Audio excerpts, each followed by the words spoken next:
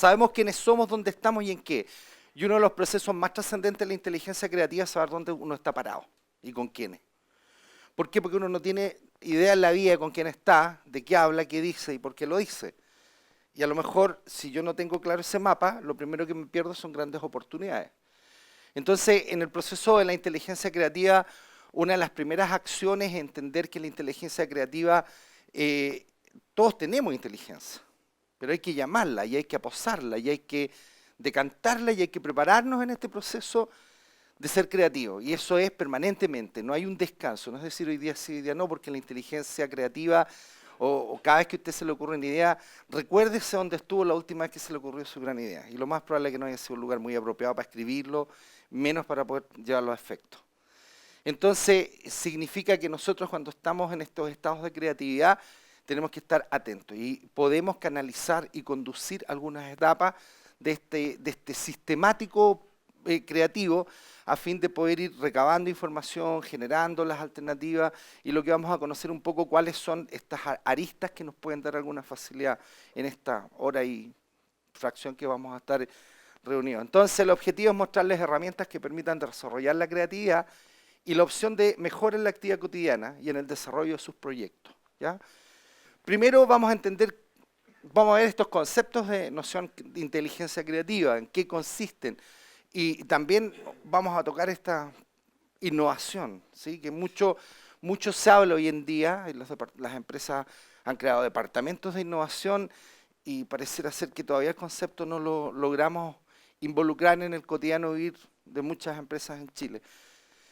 Entonces Howard Gardner, un escritor norteamericano que escribe un libro que se llama Frame of Mind, y en este libro Gardner reconoce que la inteligencia es la capacidad de resolver problemas. Y nosotros podemos resolver problemas a partir de nuestra propia creatividad o las inteligencias que nosotros tenemos. Y Gardner también dice que nosotros tenemos algunos tipos de inteligencia asumidas en este sistema. Cuando esto ocurre, Gardner dice que la mente juega con nosotros, hace juegos donde nos incita, ¿sí? Hay posteriormente o colateralmente con él otros autores que también han trabajado, pero uno de los que trascienden todo este proceso, que es el rupturador o el más grande de ellos, Edward de Bono, que también está incorporado a este proceso. Y Edward de Bono dice que nosotros tenemos 6 sombreros y que cada vez que necesitamos, este habla de cerebro, este otro habla de sombrero, que tenemos que ir cambiando nuestros sombreros. Son estilos de definir cómo es que nosotros somos en la verdad. ¿Bien? Entonces, en la medida que nosotros sepamos resolver problemas, nos vamos a encontrar con un aspecto creativo. Hace 30 años atrás ese juguete era inviable. Para hacer 30 años atrás pensar que un teléfono no iba a tener un cordel, un cordón y un disco, no era forma. Hace 60 años atrás aún el teléfono ya era complicado. Y hace 1000 años atrás todo era absolutamente distinto. Somos absolutamente dinámicos en la posibilidad de los cambios. La diferencia es que en los últimos 50 años se han generado más masa crítica que en los últimos 1000. Hemos evolucionado en aspectos tanto tecnológicos como sociales más en los últimos 50 años. ¿Qué es lo que dicen los expertos respecto a este proceso? Que en los próximos 10 años va a ser aún más crítico. Y un profesional que hoy día no esté dispuesto a entender que tiene que cambiar más rápido va a ir quedándose rezagado y va a tener mucha más dificultad a enfrentar esta nueva sociedad dinámica, electrónica, tecnoconectada. Esta sociedad que hoy día ha creado un elemento como este juguetito, que si yo no lo llevo, no lo porto, me devuelvo a buscarlo, aún así vaya a una reunión de negocio. Es algo absolutamente inexplicable que alguien te llame por teléfono y diga, perdón, no voy a la reunión porque se me quedó el celular en la casa. Pero en estos años está pasando. Y esta nomofobia que se generó a partir de que alguien como Steve Jobs crea haciendo un ámbito de asociar conceptos que ya existían. Entonces acá, más que proceso creativo, hay innovación. Usufructuar de mejor forma con aquello con lo que ya contamos. Lo que pasa es que la inteligencia creativa asocia los procesos inteligentemente. Hace que una pantalla táctil con un televisor, con un teléfono, con un reloj, con un cronómetro, ahora con una cámara fotográfica, se junten, homologuen y vivan felices de la vida en un solo aparato. Entonces, la forma en que se hizo todo ese proceso es inteligente, pero la forma correcta en que se llegó al elemento es a través de la innovación. Y ahí es donde está este primer concepto de diferenciación, diferenciar qué es lo que es innovación respecto a qué es lo que es inteligencia. Y la inteligencia creativa es la suma de los poderes. O sea, la inteligencia creativa es la mamá, en otras palabras, de la innovación. Si usted no tiene un proceso creativo, inteligente, no va a tener innovación.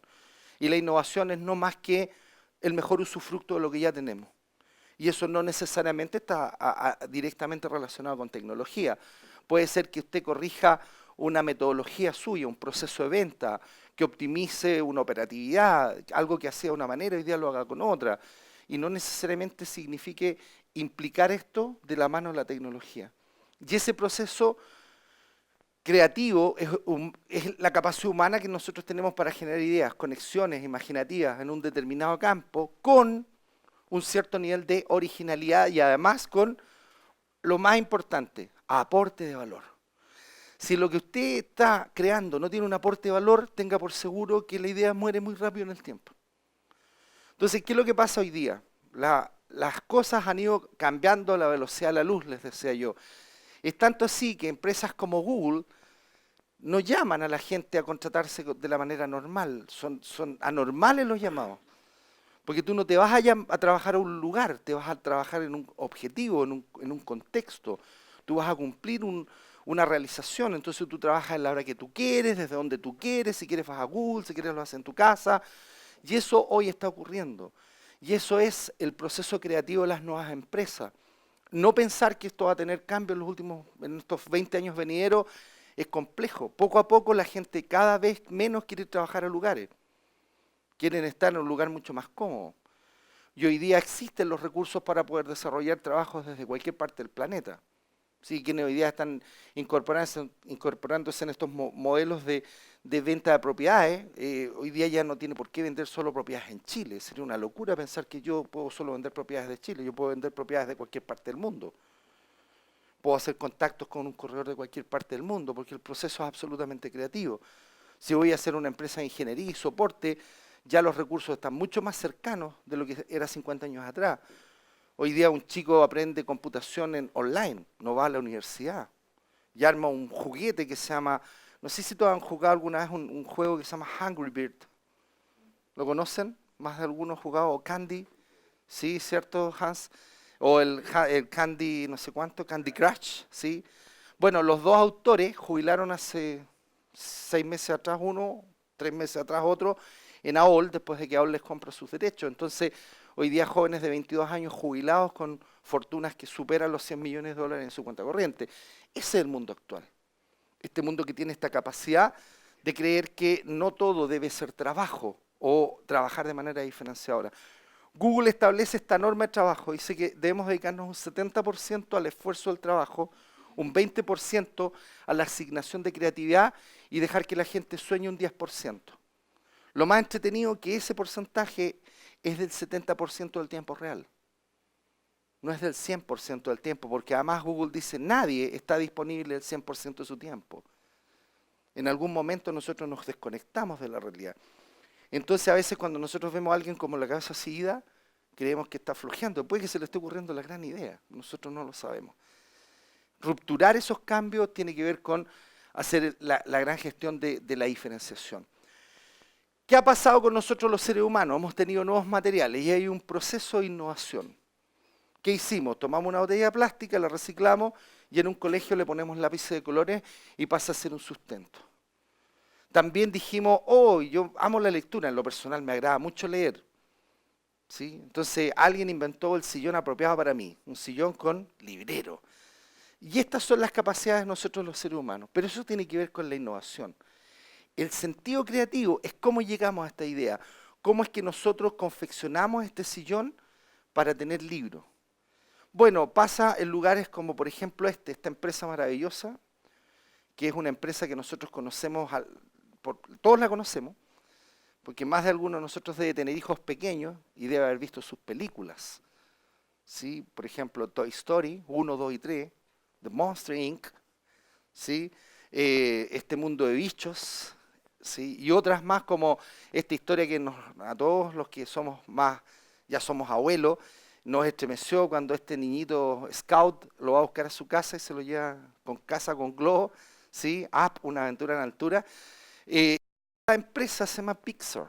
Y Pixar lo que ha hecho es cambiar la estructura de cómo contratar a las personas, de cómo generar espacios para que las personas sean felices trabajando en ese lugar y quieran desarrollarse y quieran creer en el proyecto. Ed Catmull, uno de sus autores, genio y directores en la actualidad, cuenta que ellos llegaron a un concepto que se llama el Brain Trust, que es cómo nosotros pensamos mejor, cómo llegamos a la verdad del cerebro. El Brain Trust, dicen, no tiene mando, yo no te puedo obligar a cambiar, pero sí te puedo dar ideas para que aporten valor a lo que tú haces. Y uno de los grandes conceptos de Pixar es que con este Brain Trust ellos logran armar un proceso y aunque esté completo, ser capaz de decir, ¿sabes qué? No nos va a servir, hagámoslo de nuevo. Y eso es súper poderoso en este proceso creativo, tener la capacidad de pensar que nuestras ideas puedan no servir y que pueda haber una idea mejor que la mía. Y eso es un proceso válido en la creación. Entonces, cuando uno tiene que tener esta alternativa de pensar en la creatividad, lo que tiene que asumir es que uno no es el más apropiado a lo mejor y que pueden haber muchos más apropiados que yo y saber asociarse estratégicamente con ellos. Y lo segundo es aumentar el nivel de autocrítica. No somos dueños de la verdad, ninguno de nosotros posee toda la verdad y no tenemos por qué pensar que la nuestra es la verdad absoluta. Y una de las grandes acepciones en los cambios de las ideas es entender que podemos estar equivocados. Entonces Pixar lo entiende y logra aquello que muy pocas empresas logran, que en el transcurso de seguir, de intentarlo y de estar permanentemente trabajando en los conceptos, con poco obtienen grandes resultados. Entonces ellos salvan, protegen y salvaguardan a la empresa solo con Toy Story 1. El resto de las películas solo aportó valor y lo que hacemos todo hoy día es esperar la próxima película de Pixar. Aunque sea un cortometraje, estamos felices. Y si Pixar, nos sentamos a verla, aunque seamos grandes. Y para haber logrado eso, hay un tremendo trabajo detrás, porque uno termina, yo hace poco me tocó ir a ver Intensamente, y es maravilloso porque es una película para adultos disfrazada de niños. Entonces yo terminé explicando la película a mi hija que fue conmigo, y yo suponía que ella se iba a entretener más ella se aburrió y yo me entretuve. Entonces cuando alguien concita eso, hay un trabajo detrás que ha significado estudiar, aprender, criticarse y crecer. Y a esto ellos le llaman el Brain Trust. ¿Ya? ¿Qué es lo que, cómo concluye esto? Gartner decía que nosotros somos inteligentes en algunas áreas y dice que esta es la lista de esta inteligencia: verbal lingüística, lógico-matemática, espacial, ¿cierto? Cuerpo kinestésica, musical rítmica, interpersonal. Y después con el tiempo aparecen 2 o 3 más. Inteligencia natural, que es aquella en la que nosotros empezamos a pensar en poner placas fotovoltaicas, ¿sí? Que queremos empezar a reciclar nuestra basura. Y la inteligencia espiritual o mística, y la que ha estado más de moda en los últimos 20 años, que es la inteligencia emocional, a través de la cual Goleman hace libros maravillosos y ya termina diciendo que hay inteligencia emocional en la casa, inteligencia emocional en las empresas, y yo de todas maneras les recomiendo que a lo menos lean el libro Azul de inteligencia emocional, que es el base de todo. ¿Por qué? Porque se transforma con el tiempo en la realidad de lo que viene. Nadie te va a medir por tu intelectualidad. Dentro de poco la gente te va a medir por tu emocionalidad. Porque con tu intelectualidad tú te aferras a un conocimiento que puede estar vetusto y desconectado, sobre todo si no has hecho actualización. Entonces antiguamente el IC valía, hoy día el IC, ya no tiene tanto valor. La gente te mide más por tu IQ. ¿Sí? Por este concepto emocional, donde lo que nosotros estamos haciendo es administrar habilidades blandas. ¿Cómo ocurre? Dice, por ejemplo, que la inteligencia lingüística es la capacidad con la que nosotros tenemos de leer, de escuchar, de hablar, de comunicarnos. Ahí donde está la magia.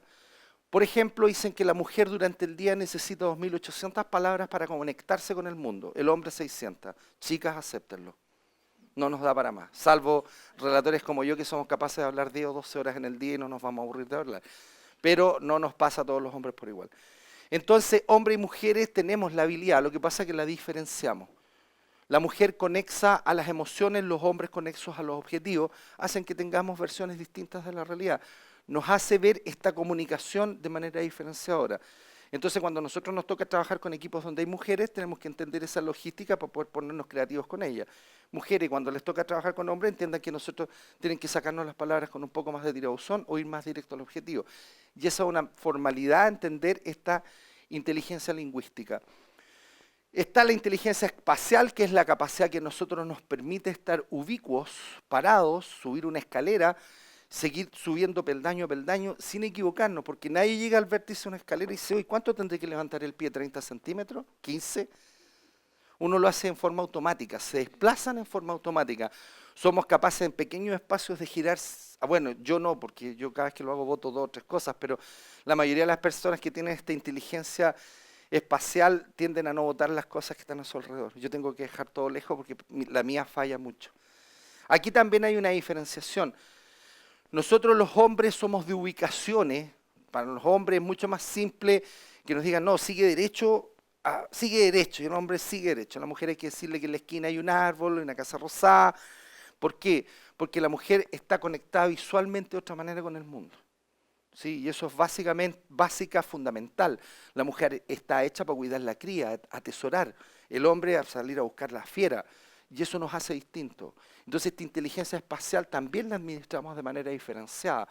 No todo el mundo administra las herramientas de la misma manera. Todos las tenemos, pero con nuestras propias habilidades. Así que también ahí tenemos pequeñas diferencias. En la inteligencia lógico-matemática no hay muchas diferencias. Hay buenos para los números y malos para los números y medianos. Y en ese rango nos movemos todos. Pero también tiene que ver con que todos tenemos. ¿Quién sabe sumar en esta sala hoy día? Sumar, restar, ¿sí? Calcular distancias, metros, ¿sí? 3 metros, 5 metros. ¿Les pasa? Bueno, eso es inteligencia lógico-matemática. Bien, todos la poseemos. Entonces ya no es cero. ¿Sí? Con que usted sepa cuánto es 2 más 2, está salvado, así que no se preocupe. Lo que ocurre es que hay paradigmas foráneos que hacen pensar que nosotros somos malos para determinadas cosas. Luego está la inteligencia musical y la capacidad de tocar instrumentos musicales.